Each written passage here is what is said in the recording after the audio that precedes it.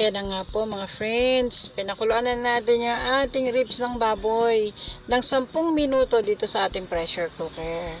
Kasi kahit siya buto-buto, alam niyo naman may laman yan sa gilid na kailangan natin palambutin. At nang sa ganon, ay lumabas ba ang ating lasa. Sali na natin siya dito sa ating pot or dito sa ating kaldero para mas madali natin siyang malagyan ng sangkap at mahalo-halo natin. Kalahating kilo lang po yan.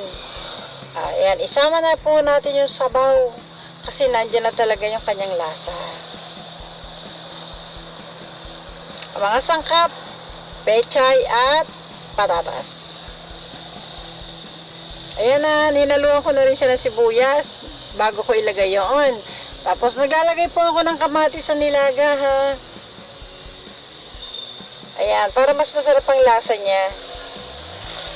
Yan, ilagay ko na po yung patatas para lumambot at siyempre, takpan muna natin siya. Ganyan.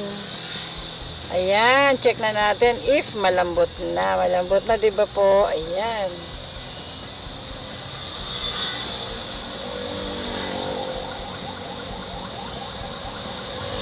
Tsaka natin na ngayon, pwede natin ilagay yung ating mga dahon. Pechay. Lagyan na natin siya.